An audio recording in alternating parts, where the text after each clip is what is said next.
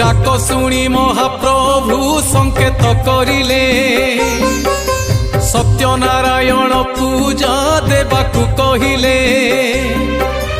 मंत्रीवर संतोष रे प्रभु को स्मरिला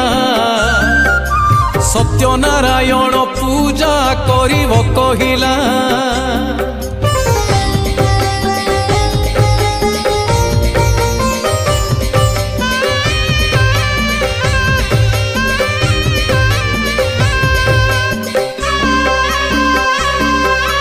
सरकू झरिला जड़ मंत्र संजीवनी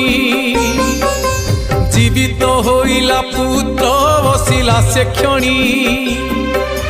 शिरिणी भोग को राजा कले हता